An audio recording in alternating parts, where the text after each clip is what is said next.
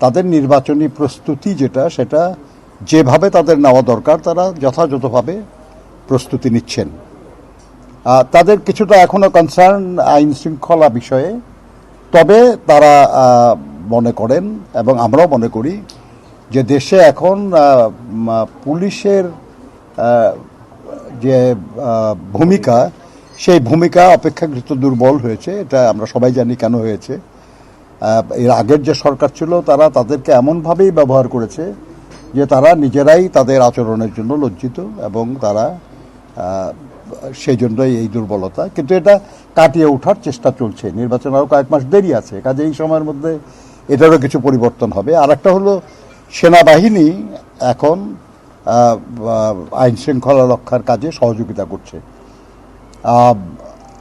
নির্বাচন কমিশন থেকে যেটা বলা হলো যে নির্বাচনের সময়ে যদি প্রয়োজন হয় তারা আরও বেশি সংখ্যক সেনা সদস্য মোতায়েনের ব্যাপারে তারা অনুরোধ করবেন এবং মানে সমুদ্র উপকূলবর্তী এলাকাগুলির জন্য কোস্টগার্ড এবং নেভি তারা যাতে দায়িত্ব পালন করে সেই ব্যাপারে তারা চেষ্টা করবেন, তারা অনুরোধ করবেন সরকারকে। এবং আমরা জানি যে নির্বাচন কমিশন কোনো অনুরোধ করলে সরকারকে সেটা রাখতে হয় নির্বাচনকালীন সময়ে। কাজে ওই বিষয়েও আর খুব বেশি দুশ্চিন্তার কোনো কারণ দেখছে না। আর আমরা যারা রাজনীতি করি, আমাদের রাজনৈতিক দলগুলি যারা নির্বাচন করে, দায়িত্ব আমাদেরও আছে। আমাদেরও চেষ্টা থাকতে হবে যাতে আইন শৃঙ্খলা পরিস্থিতির কোনো অবনতি না হয়, যাতে আমাদের দল নেতা কর্মী সদস্য শুভানুধ্যায়ী এবং সমর্থকরা তারা যেন শান্তিপূর্ণভাবে উৎসাহ উদ্দীপনার মধ্যে দিয়ে ভোটে অংশগ্রহণ করে। এটা আমরা এবং অন্যান্য যত রাজনৈতিক দল নির্বাচনে অংশগ্রহণ করবে আমি বিশ্বাস করি যে তাদের সবারই একই মনোভাব থাকবে, ফলে আইন শৃঙ্খলা পরিস্থিতি অবনতি হওয়ার কোনো সম্ভাবনা আমরা দেখি না আর কি। দ্বিতীয়ত, আমরা তাদের আচরণ বিধি সম্পর্কে যেটা সংশোধন করতে যাচ্ছেন জিজ্ঞেস করেছি। ওনারা এই ব্যাপারে তাদের প্রস্তাব আমাদের কাছে পাঠিয়েছিলেন মতামতের জন্য, আমরা মতামত দিয়েছি। এখন তারা সেই মতামতের বিষয় পর্যালোচনা করছেন, বিবেচনা করছেন এবং চূড়ান্ত করবেন তারপরে। অতএব এখনই এই নিয়ে তাদের সঙ্গে আর আমাদের মতের কোনো তফাৎ বা কিছু আছে এটা বলার কোনো সুযোগ নাই। প্রবাসী ভোটের ব্যাপারে যেটা তারা বলেছেন যে যাদের এনআইডি আছে, ই পাসপোর্ট বা ডিজিটাল পাসপোর্ট, এমআরপি আর কি, যেটা তাদের সবাইকে তারা আশা করতেছেন যে তারা আসন্ন নির্বাচনে তাদের ভোটের উপযোগী করে তুলতে পারবেন। আমরা তাদেরকে অনুরোধ করেছি যে এর বাইরে যাদের সাধারণ পাসপোর্ট আছে, যদিও আমরা জানি যে সেই সাধারণ পাসপোর্ট হোল্ডার যারা তাদের মধ্যে কিছু ভুয়া পাসপোর্টও থাকতে পারে, যারা আসলে আমাদের নাগরিক না এমন লোকও থাকতে পারে। তো সেক্ষেত্রে আমরা অনুরোধ করেছি যে তাদেরকেও ভোটার করার চেষ্টা করেন এবং তাদের পাসপোর্ট, তাদের ছবি, তাদের বাবা মার নাম, ঠিকানা এগুলো আপনারা একটু চেক করেন বাংলাদেশে, তাহলে এটা বের হবে যে এটা ভুয়া কি ভুয়া না আর কি। যদি দেখা যায় যে এটা সঠিক আছে তাহলে তারা যাতে ভোট দিতে পারে সে ব্যাপারে আপনারা একটু চেষ্টা করতে পারেন। সময় খুব বেশি নাই, তারা বলেছেন তারা চেষ্টা করবেন। আমরা নির্বাচনী এলাকার কিভাবে তারা করছেন এটা জানতে চাইলে তারা বলেছেন যে তারা চেষ্টা করেছেন যাতে ভৌগোলিক অখণ্ডতা থাকে, যাতে জেলার অখণ্ডতা থাকে, যেখানে উপজেলার অখণ্ডতা থাকে যথাসম্ভব, এটা তারা মূলনীতি ধরে তারা অগ্রসর হয়েছেন এবং ভোটার সংখ্যার বিষয়টাও তারা বিবেচনায় নিয়েছেন। তো আমরা তাদের যে বিবেচনা, সেই বিবেচনার আলোকে এটা দেখা যাবে কি এটা করা যাবে। কারণ আপনারা জানেন যে নির্বাচন কমিশন থেকে যে সার্কুলার দেওয়া হয়েছে সেখানে বলা হয়েছে যে সংক্ষুব্ধ ব্যক্তিরা শুধু এই ব্যাপারে অভিযোগ জানাতে পারবে। কোনো রাজনৈতিক দলের এই ব্যাপারে কোনো অভিযোগ বা আপত্তি জানানোর কোনো সুযোগ নাই। অতএব আমরাও কোনো অভিযোগ বা আপত্তি জানাই নাই তাদের কাছে, এটা আমাদের জানানোর সুযোগ আইনে নাই। তো তারা যেভাবে করার ওটা করছেন এবং এটা যদি কোনো জায়গায় কোনো ব্যত্যয় হয় সেটার জবাব তো তারাই দেবেন।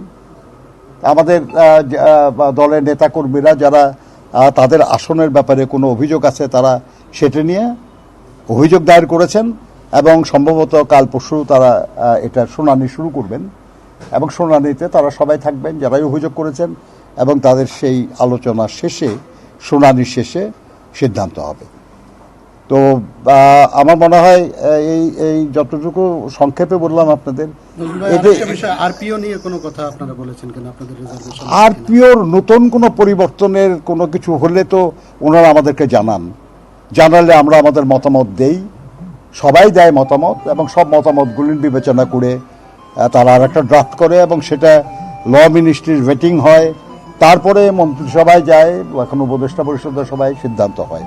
এটা এই মুহূর্তে আরপিও নিয়ে নতুন খুব মেজর কোনো সমস্যা আছে বলে আমার কাছে মনে হয় না। আমরা তিনটা প্রশ্ন করি সংক্ষেপে, সেটা হচ্ছে যে আরপিওতে না ভোট নেওয়া হয়েছে শুধুমাত্র যেখানে একক প্রার্থী থাকবে, সার্বিকভাবে না ভোট নাই। আপনাদের অবস্থান কি? এক। দ্বিতীয়ত হচ্ছে কোন রাজনৈতিক দলের নেতা বলছে যে ফেব্রুয়ারিতে নির্বাচন হবে না, এই বিষয়ে কোন শঙ্কার কথা আপনারা জানিয়েছেন কিনা, বা সিইসি স্যার আপনাদের শঙ্কার কথা জানিয়েছেন কিনা? তৃতীয়ত হচ্ছে, স্যার বলে দিই আপনার, তৃতীয়ত হচ্ছে যে আসন ভাগাভাগি নিয়ে আমরা অনেক কথা শুনছি, পত্রপত্রিকাও আসছে, নিশ্চয়ই আপনারা দেখেছেন। দলের অবস্থান কি আসন ভাগাভাগি নিয়ে আপনাদের? আপনি যে প্রসঙ্গগুলি বললেন, এর মধ্যে না ভোটের ব্যাপারে আমরা এই প্রস্তাব কখনো করি নাই। আপনারা জানেন এটা ১/১১ সরকারের সময়ে এটা একটা ইন্ট্রোডিউস করা হয়েছিল, কিন্তু নিয়ম হলো যে যখন নির্বাচিত সরকার থাকে না, বা in between to parliament sessions, রাষ্ট্রপতি অধ্যাদেশ করে আইন করতে পারে। সেরকম করে আইন করা হয়েছিল না ভোটের বিধান, এবং একমাত্র ২০০৮ সালের নির্বাচনে এই না ভোটের বিধানটা কার্যকর ছিল। কিন্তু আপনারা জানেন যে না ভোট খুব একটা পড়ে না আমাদের দেশে। এটা আমাদের কারো দাবির ভিত্তিতে হয় নাই, এটা কিছু বিশিষ্ট ব্যক্তিদের মতামতের ভিত্তিতে হয়েছিল।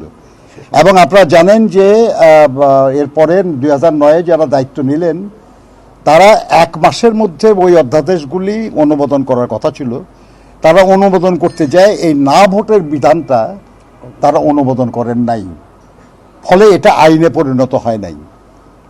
এখন যেটা প্রস্তাব করা হচ্ছে, এটা আবার একটা নতুন প্রস্তাব, এবং এটা আমাদের প্রস্তাব না।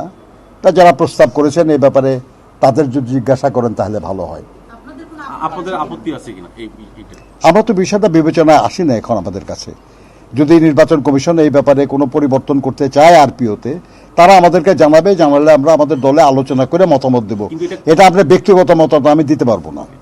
শঙ্কার কথা এবং আসন ভাগাভাগি এই বিষয়ে যদি বলতেন। শঙ্কার বিষয়ে যারা বলতেছে যে ফেব্রুয়ারিতে হবে না, সবাই রাজনীতি করেন, বিভিন্ন গুরুত্বপূর্ণ পদে আছেন, তারা যদি মনে করেন আর কি যে ওনারা যদি বলেন নির্বাচন হবে তাহলে হবে, আর যদি বলেন হবে না, তো ভিন্ন কথা আর কি।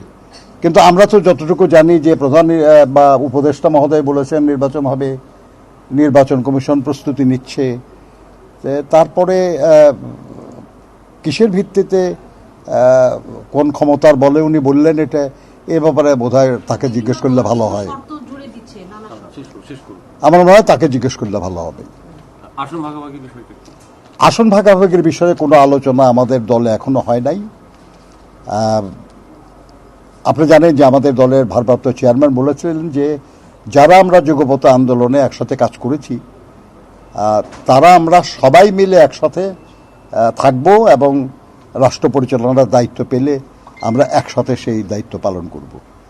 এখানে আসন ভাগাভাগির কোনো আলোচনা এখনো ফরমালি হয় নাই। আর তাছাড়া আজকের যে আলোচনার বিষয়ের সঙ্গে এটা যায়ও না। যাই হোক, আর কোনো কিছু? Thank you. যায় না, ঠিক আছে, কিন্তু মানে কোনো ইসলামিক দল সহ আপনাদের আগের যে জোট ছিল, আপনারা কি নির্বাচনে জোটবদ্ধভাবে যাওয়ার কোনো রকম আলোচনায় আছেন? নির্বাচনের এখনো তফসিল ঘোষণা হয় নাই ভাই। আসন নিয়ে আলোচনা হয়তো নির্বাচনের তফসিল ঘোষণার পরে, এখনই এটা নিয়ে আলোচনার কোনো অবকাশ নাই। Thank you. আসসালামু আলাইকুম।